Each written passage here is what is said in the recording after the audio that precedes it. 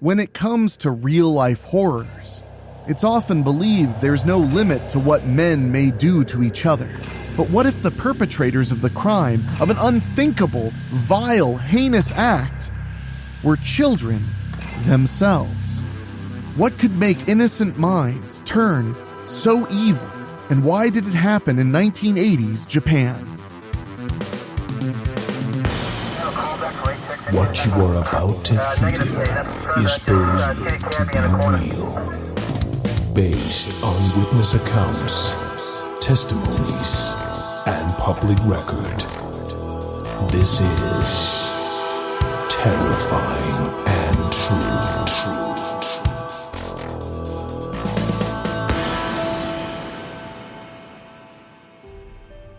Welcome back, my dear listeners, my spookies, to Terrifying and True. We took a little hiatus after the holiday season, which I sincerely needed, but we're back full force this month with a truly heinous story about the evil committed by young men in the late 1980s in Japan, a story brought to my attention by our regular contributor Morgan Moore. She dug deep into this story to bring us all of the grisly details, and believe me, there is no shortage of grisly details. This is your moment of warning. This story has everything heinous you could ever think of in it, and so much more. Listener discretion is indeed advised, and we'll get to that story after these quick words.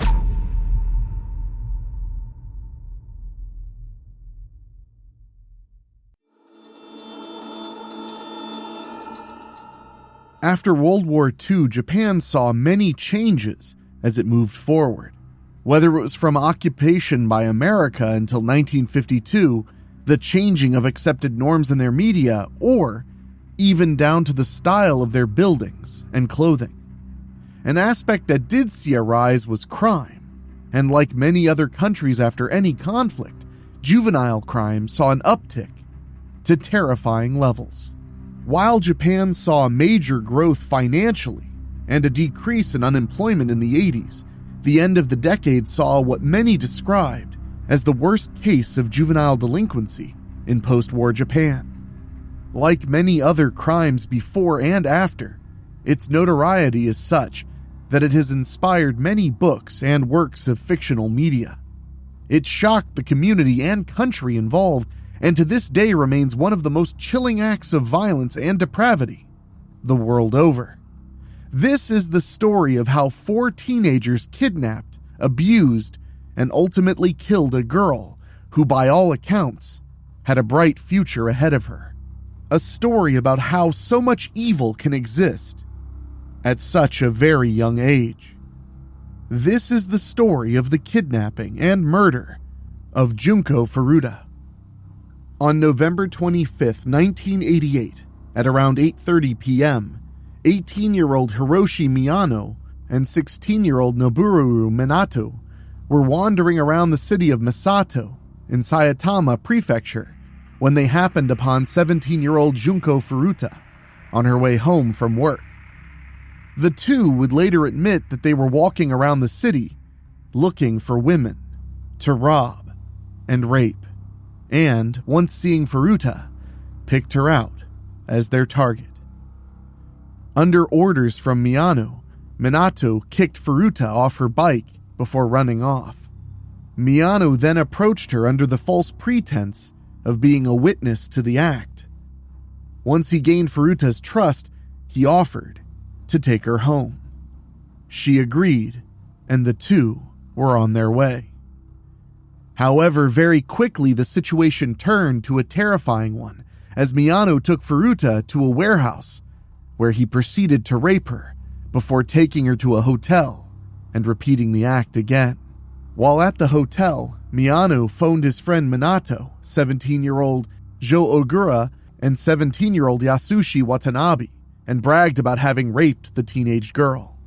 According to their accounts, Ogura requested Miyano keep Furuta in captivity so that the group could all participate, an activity they had a history of perpetrating. Around 3 a.m., Miyano took Furuta to a park where the others were waiting. There they told her that they knew where she lived and that members of the Yakuza would kill her family if she attempted to escape. After threatening her, the four overpowered her and took her to a house in Ayase district of Adachi. Once at the house, which was owned by Minato's family, the boys gang raped her. On November 27th, Furuta's parents contacted the local police and reported her missing. To make sure that the authorities wouldn't keep investigating her disappearance, the boys made Furuta call her mother 3 times and state that she had simply run away and was staying with a friend and was safe. When Minato's parents were around, she was forced to act as if she was his girlfriend until the boys became comfortable that his parents wouldn't report them, and at that point, dropped all pretenses.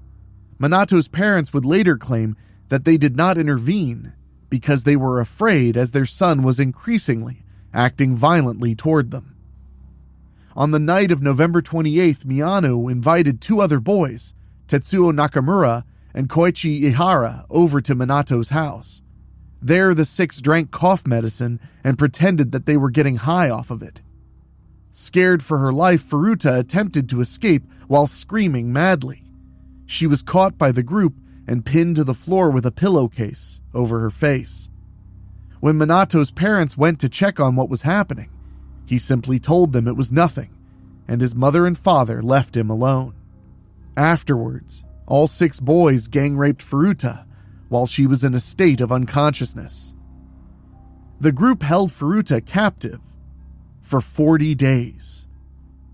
Throughout that time, she was repeatedly raped by the boys and other various men, as well as beaten and tortured. According to various statements the 4 made, the ways they tortured and abused Furuta were varied.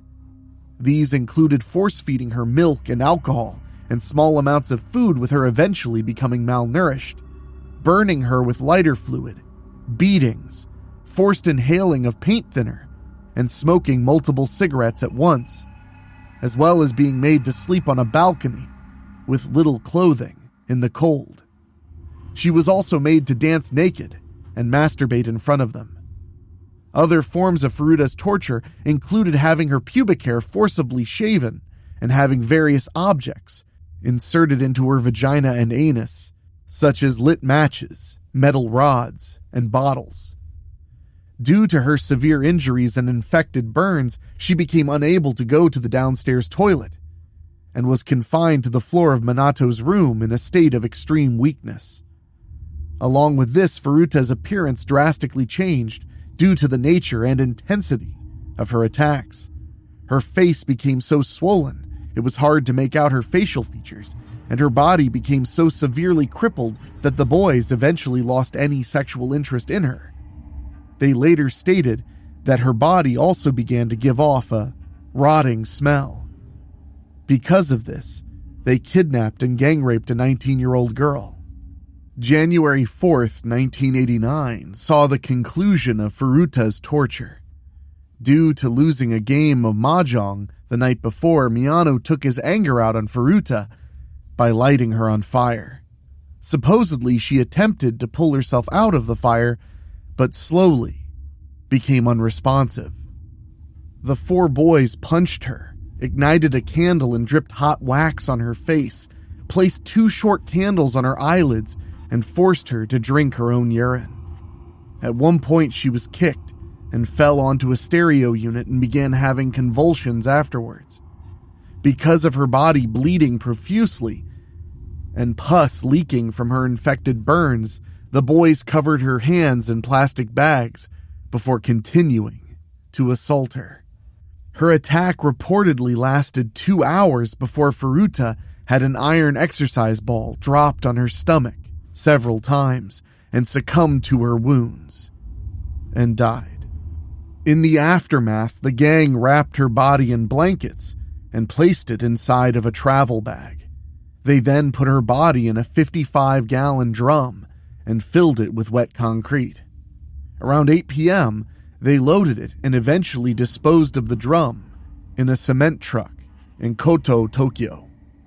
During her being held captive, Furuta had mentioned to her abusers several times that she regretted not being able to watch the finale episode of her favorite show, Tonbo, or Dragonfly. Miyano found the videotape of the episode and placed it in the travel bag. He would later explain he did it not because he pitied Furuta, but because he did not want her to return as a ghost and haunt him. Furuta died just 14 days before her 18th birthday. Miyano and Ogura would be arrested on January 23rd for the gang rape and kidnapping of a 19-year-old they had committed in December.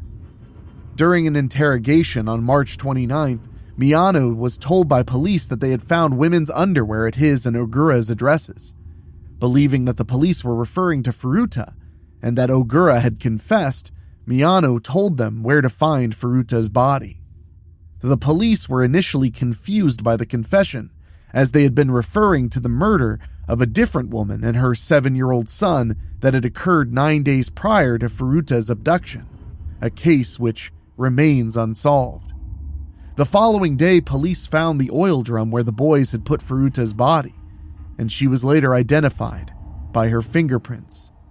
On April 1st, 1989, Ogura was arrested for a separate sexual assault and rearrested for Furuta's murder. The arrests of Watanabe, Minato, and Minato's brother followed. Several other accomplices who participated in abusing and raping Furuta were officially identified, including Tetsuo Nakamura and Koichi Ihara, who were charged with rape after their DNA was found on and inside Furuta's body. The identities of the boys were sealed by the court, since they were all juveniles at the time of the crime. However, journalists from the Shukan Bunshan magazine uncovered their identities and published them on the grounds that, given the severity of the crime, the accused did not deserve to have their right to anonymity upheld. All 4 of the boys responsible for Furuta's kidnapping and torture pleaded guilty to committing bodily injury that resulted in death, rather than murder. In July of 1990, a lower court sentenced Hiroshi Miyano, the mastermind of the crime, to 17 years in prison. He would appeal the ruling, but was unsuccessful with Tokyo High Court Judge Ryu Yanase, sentencing him to an additional 3 years in prison to a grand total of 20, the second longest sentence given in Japan before life imprisonment. After being released from prison, Miyano moved in with his mother, but was arrested again in 2018 for the attempted murder of a 32-year-old man.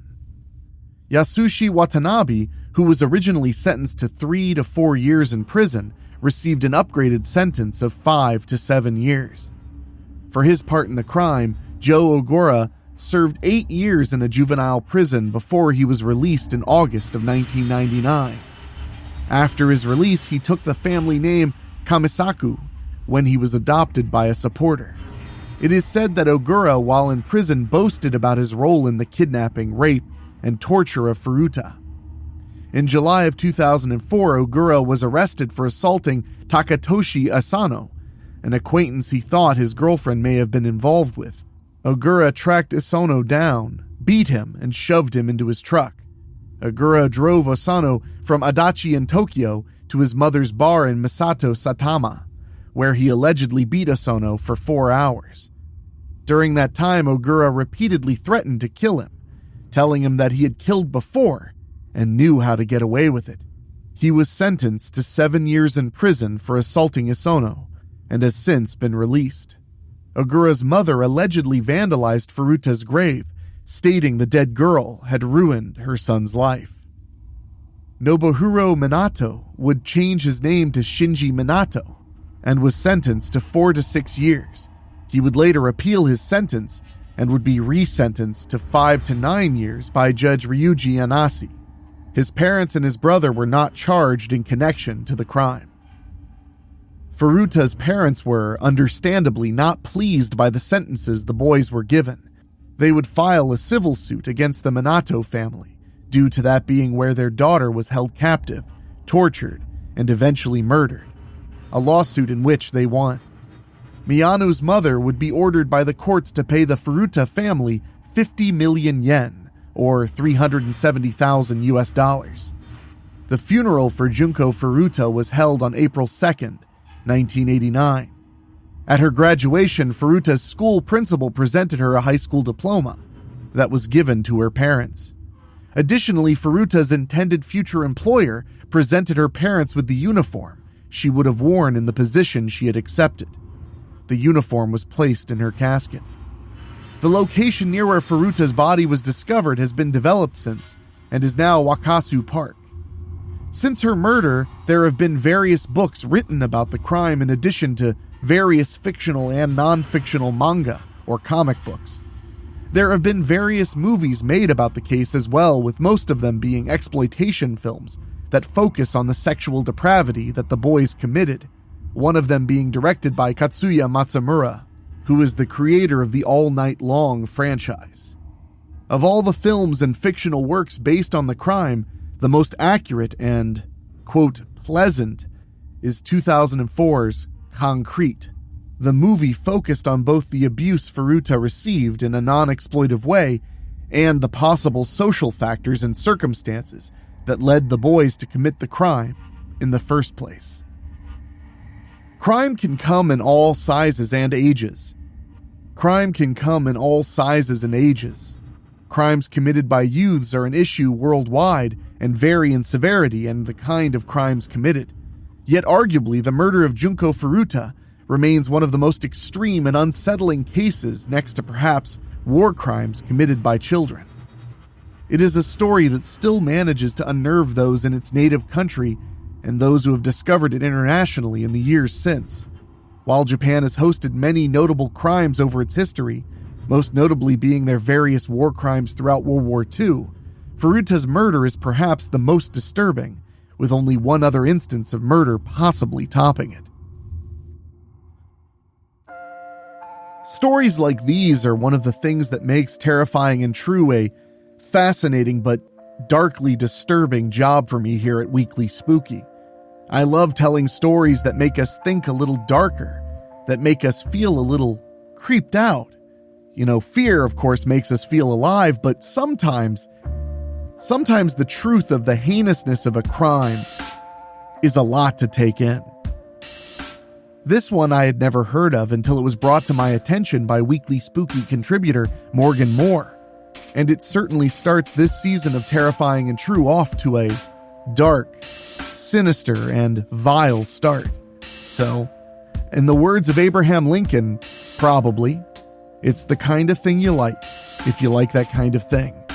But I just want to remind you out there that as we delve into the darkness of these topics, there's always a light at the end, and that light is the kindness of our fellow human beings. For every story you read of a group of boys being truly evil or war crimes being committed, just remember that we're not talking about hundreds of thousands of people working in charities every day to help their fellow man. Or at least that's what helps me sleep at night, and I hope it helps you too. Terrifying and True is narrated by Enrique Couto. This episode is written by Morgan Moore. It's executive produced by Rob Fields and Mark Shields. Produced by Daniel Wilder with original theme music by Ray Mattis. If you have a story you'd like us to cover on the program, send us an email at weeklyspooky@gmail.com. And if you want to support us in a very direct way, go to weeklyspooky.com and click on Patreon. For as little as $1 a month, you can support us and allow us to keep the spooky rolling and rolling and rolling. And I want to say a big thank you to our Patreon podcast boosters, folks who pay just a little bit more to hear their names at the end of the show. And they are Johnny Nix, John Kalin, Bobbletopia.com, Jenny Green, Brent McCullough, Karen Wiemet, Jack Kerr, and Craig Cohen. Thank you all so much, and we'll see you next time right here on Weekly Spooky and Terrifying and True.